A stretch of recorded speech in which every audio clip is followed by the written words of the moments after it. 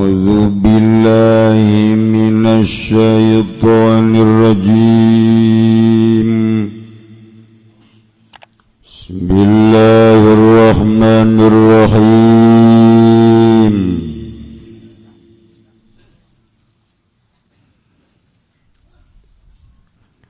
Fa in jalada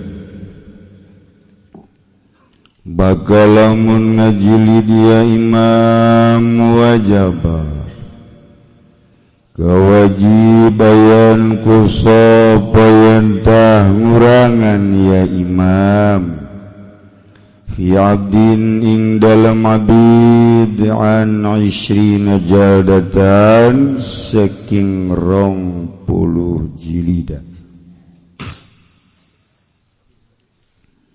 wa hurin lan ing dalam wong kang merdekaan 40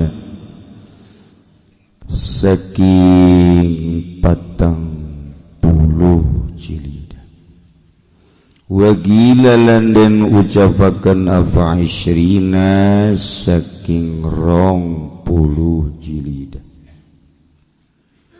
wa yazdawi fi hadza lan arima pada ing dalam ikilah iki jilid jami'ul ma'asi pusaka pirang-pirang maksiat fil asahin dalam mungguh kaul asah walau afa mustahiqu hadin lan lamun ngahampura sapa wong kang ngahaking had fala ta'zira maka wala ta'ziri wajib lil imami kadua imam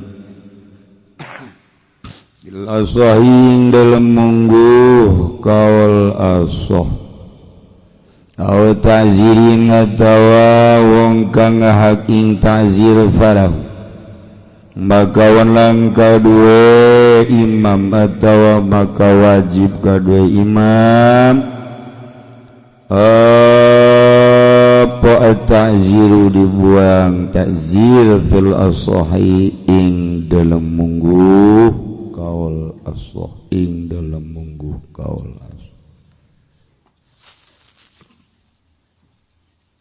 negara wajib ngayakeun hukum takzir. Masya Allah.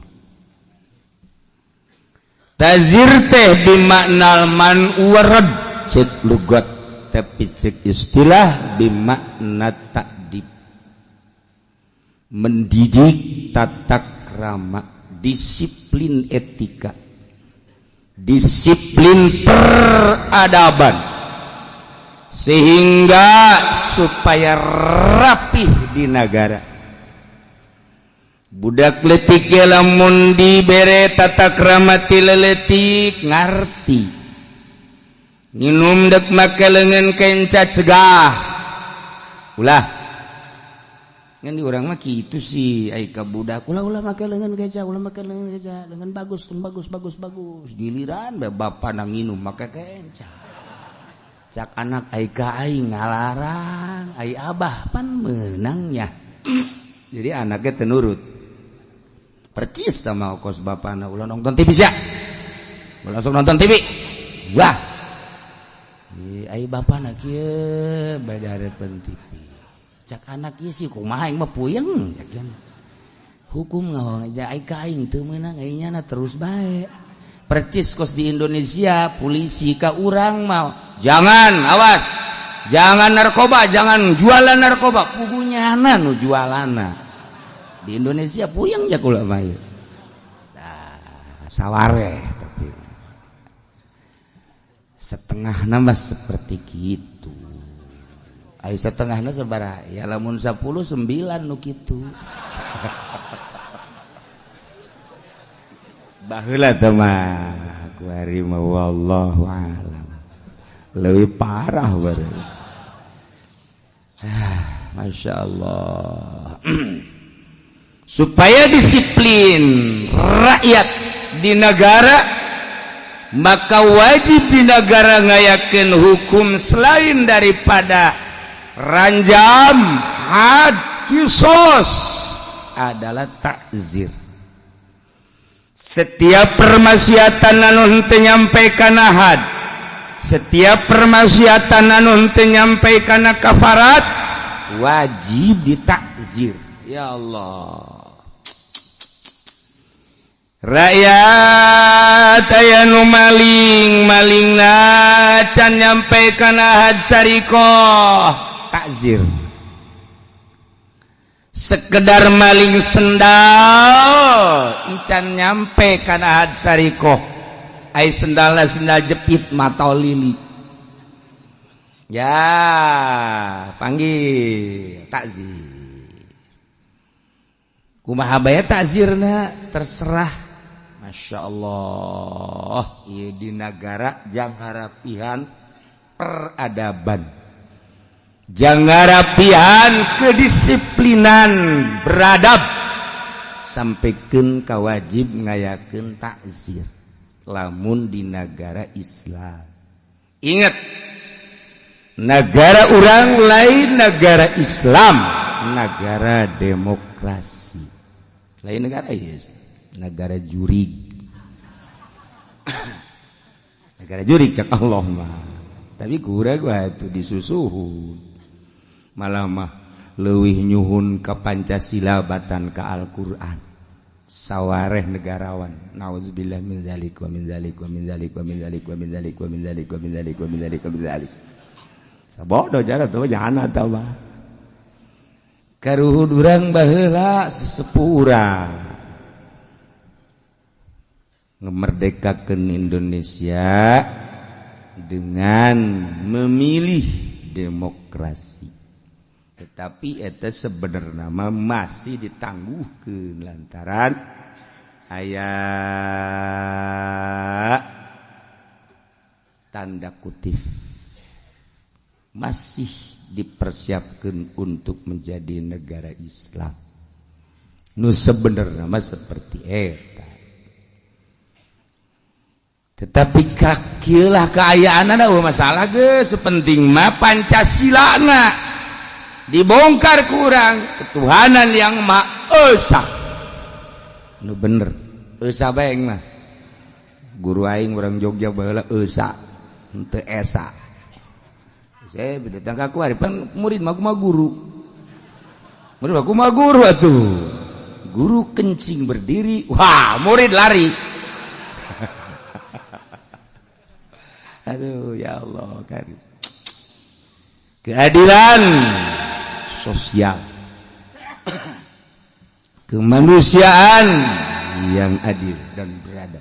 Lamun eta dituturkeun sanajan negara urang demokrasi asas Pancasila isina Al-Qur'an sebenarnya mah isina Al-Qur'an, tapi kuari mah kan dibaca doang, malah mah ku dibaca ge henteu kuari mah cek urang rawa kidang mah dibaca ge henteu ja kurang ha henteu ja cabe ejo diarakan panas tak kabeueung-beueung.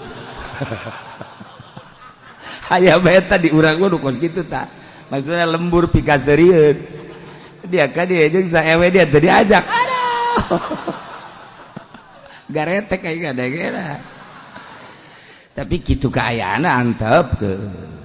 Kula geus mohon ka Bupati Zaki supaya dilestarikan. Ya Allah. Nah, lamun deuk dilanjutkeun di negara Islam kisos berjalan walil walakum fil qisas hayatu ya ulil lobana pembunuhan akibat kisos teu dijalankeun sehingga henteu aya hayatun kehidupan anu loh jinau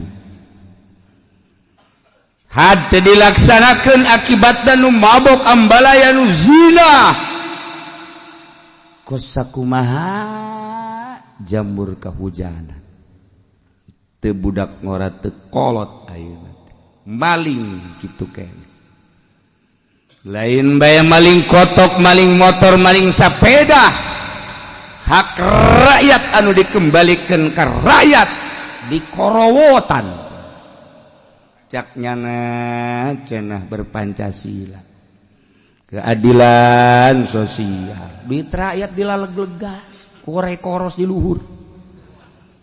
Miliaran, triliunan.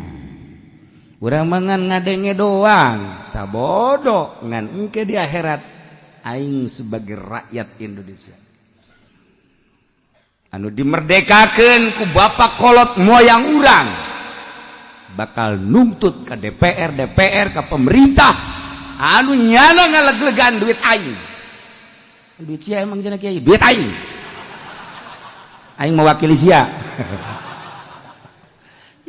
Udah sabaraga lain ka jalan-jalankeun ka gorong-gorong dileg-legan ku nyana. Sekolahan mah kuari teh masih keneh kekurangan bangunan. Urang ngadenge we dilaleg-legan. Aju deuk kumaha cenah kiai, apakah hendak nuntut moal aing hendak nuntut ka mana tuh? Ja aing mah bodoh. Engke di akhirat nuntutna sing sareubeuh sia korupsi. Los ngan di akhirat ke aing bakal nuntut. Ya Allah ya Rabb, kula hirup di negara Indonesia ngadenge pulaan korupsi, mohon diadili seadil-adilna. Ulah wakadi kasorgakeun kula, boh kos kasorga bae. Lamun jadi tuntut si eta, masyaallah.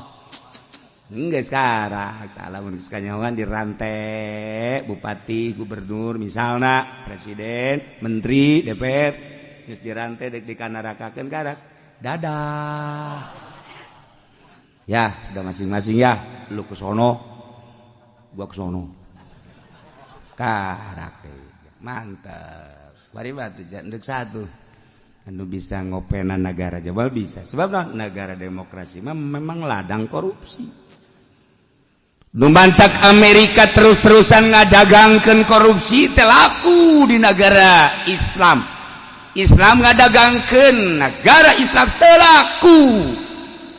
Islam teh ngadagangkeun Islam kurang Islamna kene ditolak. Tapi Kristen kafir ngadagangkeun demokrasi orang Islam nerima. Bloon teh Islam. Bloon teh. Saha orang Islam? Sia. Berarti blon siata. Islam ngadagangkeun Islam teh diterima ku Islam, tapi kafir ngadagangkeun demokrasi Islam mana narima. Islam ngadagangkeun Islam ngadagangkeun Quran teh diterima. Boro-boro ngadagangkeun deuknya negara Islam. Boro-boro ngadagangkeun haram kredit. Siang kredit bae bego. Parang sana. Ayo urang. Masya Allah, orang dagang hukum orang hampir tenarima. Geus kamalinaan orang hukum Walanda. Demokrasi nu mantak Irak diserang ku Amerika multi dek ngadagangkeun demokrasi. Suriah diserang dek dagang demokrasi.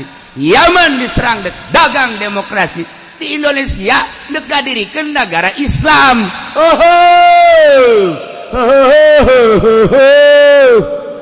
Wal bisa. Kuari-kuari wal bisa. Ngan tetep bae urang berharap ya urang Islam.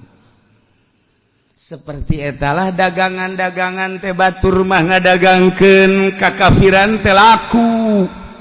Di demokrasi makam kapan tamah hukumnya diterapkan di Indonesia laku, malah kiaina ge nentang kana hukum Islam.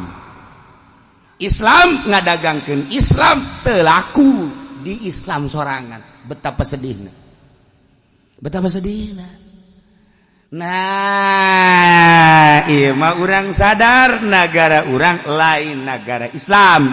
Dihijikeun dengan Bhinneka Tunggal Ika. Perebut NKRI rame. Perebut itu perebut. Ieu asa NKRI, ieu asa NKRI, ieu bela negara, ieu bela Islam, ieu bela negara. Jaka bege rarasaan mah berpancasila jeung berbineka tunggal ika. Kok ribut sih aya kepentingan di jerona sing ade. Amankeun diri urang, amankeun negara urang tina kepentingan-kepentingan anu teu bertanggung jawab. tumun diadukeun demokrasian saha si eta jeung si eta. Ayo coba. Bela nagaraan mana si ieu jeung si ieu. Tapi si ieu mah bela negara ditangkap. Si ieu mah teu bela negara, aman-aman saja.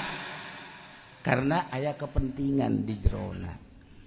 Wah, kuari mah urang ngaji teh ieu mah hukum Islam anu moal diterapkeun di Indonesia, moal ayeuna mah. Ira cenah diterapkeun Kiai. Tunggu, mun kula jadi presiden. Karak diterapkeun ku aing. Amin di mana aing ijazah ge teu gablek. Jadi presiden di mana? Moal atuh. Kula boga ijazah SD, ai pra ku cucurut ku ari. Beha ka mana meureun di mana meureun? Yes lah. Tuh harapan jadi presiden. Nah, iyalah permaksiatan anu henteu mencapai had. Misalnya zina mah lamun muson rajam, lamun goer muson had 100 jilid. Tapi lamun ngan bobogohan doang hajo Noel susu. Nah, ieu kudu ditakzir. Kumaha cara nazir terserah imam sakumaha kamari kapan imam diserahkeun teh moya tahidul imam pijinsi. Nah, ieu mah lantaran anu bobogohana PNS. Nah, cukup ieu mah dicemongan bae beungeutna. Cemongan banget tadi iring di tengah kota. Tendenan merek di luhur, inilah sosok PNS yang suka nyomotin pentil tete. Nyanakan moal deui deung kena. Aing isin, aduh diiring-iring budak. Aduh. Deui pan nyana. Nah, ieu kan aman-aman bae di urang tazir-taziran. Sogok menyogok. Sarua takzir. Nah, mana deui? Sepertinya hukuman lain make hukum Islam. Wa man lam yakum bima anzalallah fa ulaika humul kafirun fa ulaika humul khasirun. Setiap hukuman lain make hukum Islam takzir. Wah, di Indonesia mah takzir kabeh.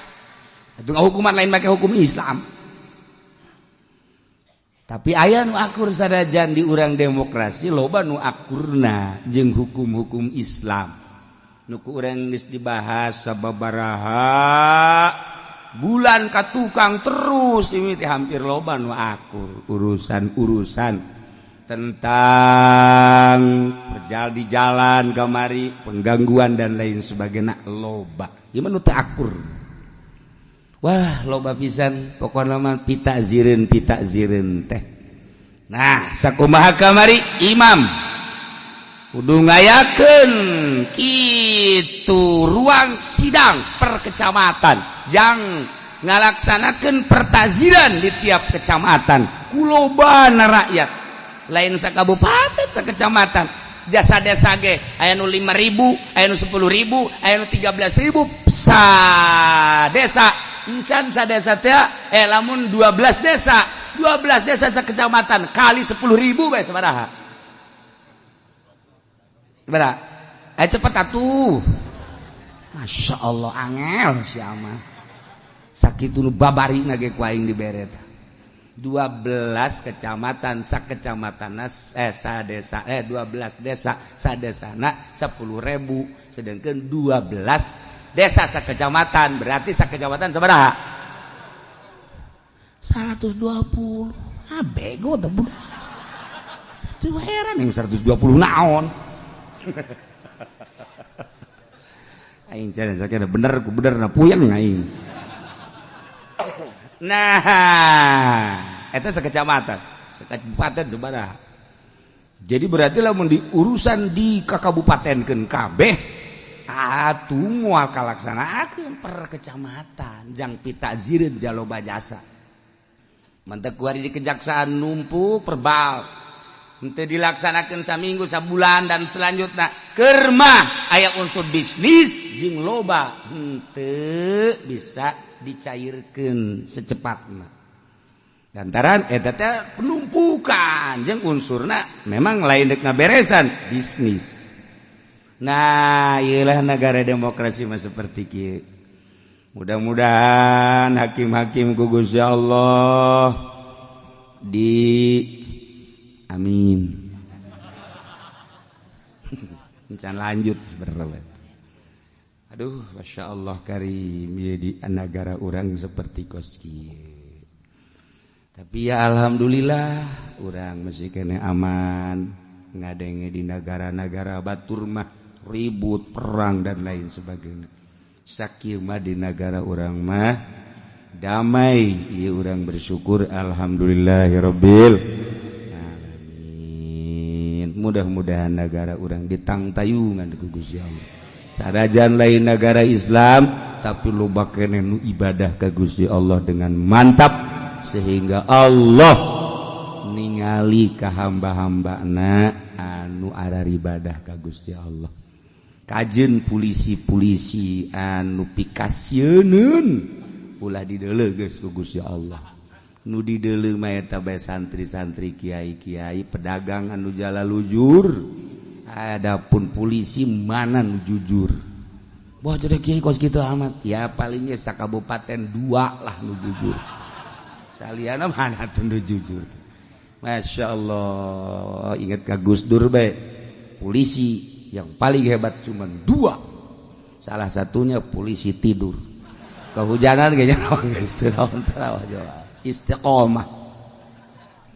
Jadi guys, jadi polisi apa? Nah, wakila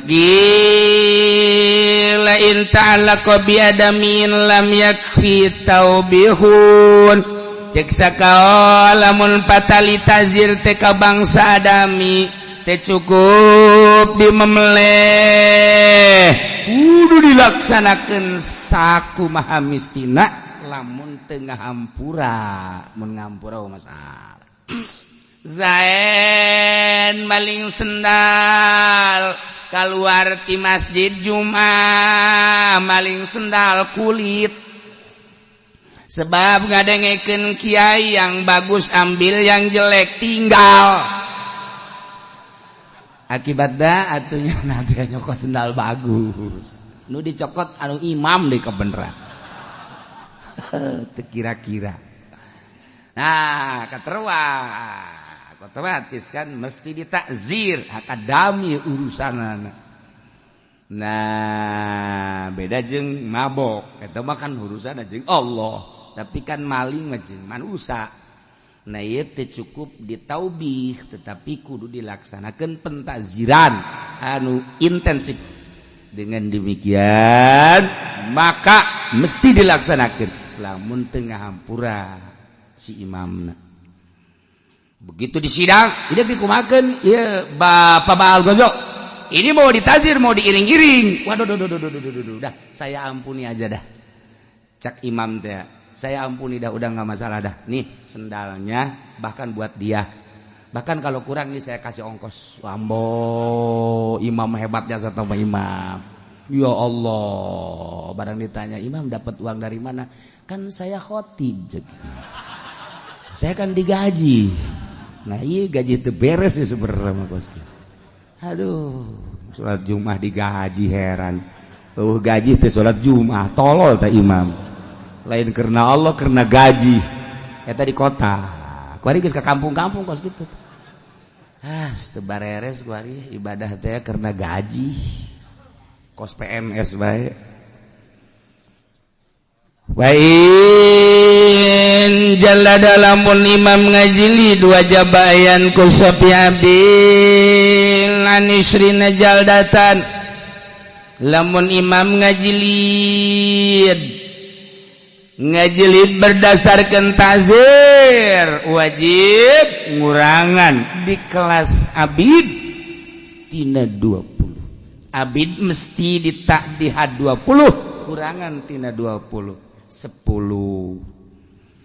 wahurin lamun jelema merdeka kurangan an arba'ina tina 40 cukup 20 bewakila isrina tina 20 abid cukup kurang 10 lamun kitu jelema merdeka kurangan ti 20 ujung-ujungna eta mah tergantung kumaha imam pan sekamari imam teh ningali tentang kalakuan maksiatna hiji tina maksiatna keseringanana sering apa henteu nomor kedua ieu teh bahaya terhadap halayak rame atawa henteu nah eta namun urusan mabokna sering apa henteu itu kan lamun urusan maksiat ka sogoir teh misalnya cuma nangkep doang cuma nyium doang cuma morosotkeun doang nah eta teh ditinggali sering apa henteu sih tiga teh eta pikir teh datang ka dinya lamun memang ieu kisah teh nyiuman awewena sering nangkep awewena sering bahkan sok diporosotkeun sering kituna nah takziranana kudu rada teleb bahasa Vietnam teleb tapi lamun ditanya Zad ya kamu telah melaksanakan sogoir mencium wanita yang bukan istrimu ini sudah berapa kali baru kali ini Pak waduh baru sekali juga ini saya ketangkep Pak masyaallah mohon saya tidak lagi ya guys lah namun kos gitu benar-benar dengan sekali tanya awena saya kesabar kali ya ditangkep nu inget mah 15 tadi aiki zaid gaku hiji aja 15 mana bener ya nanti cenah kula kakarak sakali cek ada teh ige kadorongku rasa cinta bae cek waduh untuk membuktikan cinta ieu ngajakna buktikan neraka sia kudu bisa kos gitu tah tegas di negara teh kudu jelas ulah aya moal bisa di negara urang mah kos kieu kaayaanna sebab dan terbuka bahkan dilegalkeun ku seakan-akan miras legal seakan-akan zina legal seakan-akan sebab naon dialokasikeun berarti kan legal nah tinggal engke di akhirat bagi pemerintah anu lain dikikis habis tentang permaksiatan kabair ataupun sogoir malah ditumbuh biakeun dikembang biakeun atau ngantep geus di akhirat bangsa tilurah kaluhur wah pokona mah siksaan nangis mun teu percaya geura paeh geus ya ku percayana urang ka Al-Qur'anul Masya Allah mantap guru-guru kiai-kiai aya jelema maot mantan pemerintah ngadoa alhamdulillah geus teh suganda geus eureun bisa tobat tapi ketika jelema paeh keur ngajabat Masya Allah di pundak da keur meujeuhna aya ngalaksanakeun hukum-hukum lain hukum Allah bayangkeun coba ku urang ngalengis kiai ahli Allah tapi lamun nya nangis mantan rada deuris mantak almarhum abah di dieu itu kene abah gitu didoyong ketika anakna calon lurah Mang Uding babangkula jadi adi ibu bareng jeung lurah Dudung abah teh kan ngadoa di dieu abah kolot bapak kolot jeung abah ngadoana supaya eleh ulah gandeng-gandeng kurang ngadoa supaya eleh padahal makan buah lamun dibandingkeun masa jeung lurah Dudung masih kene hebatan kene Mang Uding almarhum kabeh ge luar biasa geus pokona pimenangeun jasa doa abah jeung bapak kolot diijabah kajen teuing bebeakan sawah jeung duit daripada jadi lurah bahayana jadi lurah ka dituna engke pimanaeun ka dituna tanggung jawab di akhirat ai kitu mah sakaligus beak sawah 1 hektar doang eueuh salah geus ngadaroa nyana doa abah nu ngadoa bapak kolot anu ngaminan eleh begitu eleh sujud syukur alhamdulillah rabbil alamin eleh alhamdulillah eleh teh alhamdulillah sebab naon bahayana mun menang ka dituna. Kitulah jelema anu berwawasan ka akhirat. Urang mah ceurik kunaon menang eleh ceurik nyencerikan kaelehan lain. Anu berwawasan ka akhirat mah eleh berarti ditangtayungan ku Gusti Allah. Tuh, ya Allah, sia mah amin bae. Wa yastawi biasa jami'ul masya kurbedin masalah jilid sakabe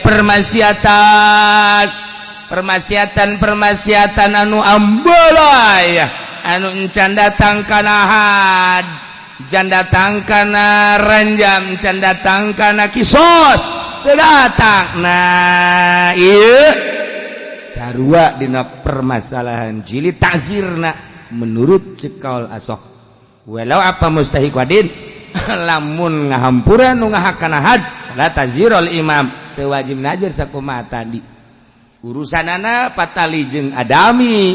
Kemudian ceuk anu ngahakana ta'zir geus bae kula ngahampura fala ta'ziro teu kudu ta'zir. Tazirin atawa ngahakana ta'zir balau menang ditakzir ku imam fil aswahi menurut kaul asoh. Dipanjang-panjang ge caritaan ieu moal dilaksanakeun di negara urang. Sakadar jang koleksi di jero hate koleksi hukum Allah Subhanahu wa ta'ala teu dilaksanakeun di dunia berarti engke di akhirat lain berarti selesai.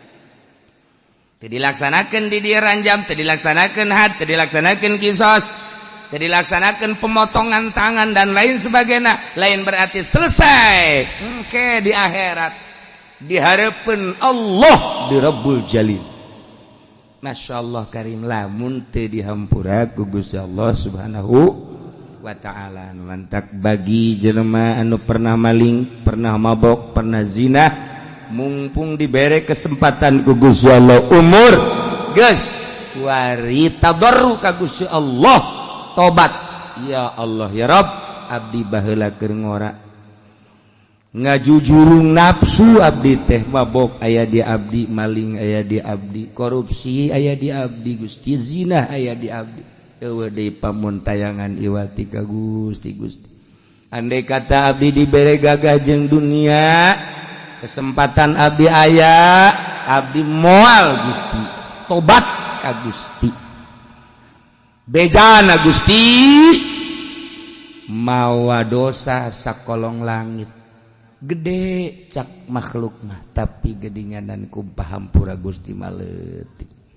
kumaha Rahman Rahim jeung Ghafur Gusti abdi iman jeung percaya Gusti abdi detik ieu moal deui ngalaksanakeun dosa-dosa tersebut nyangakeun sadaya-daya Gusti anu nyieun hampura Gusti boga hampura abdi mah eueuh deui iwal timen tadi hampura unggal peuting tah kitu bae jeung sing loba sedekah kafarat manggih budak leutik ceng manggih yatim teh ceng manggih fakir miskin tah manggih jahe ya nambahan deui dosa pajar dosa padahal henteu teh mah kos kitu mah sabenerna asa ulah kanyahoan kudu diimah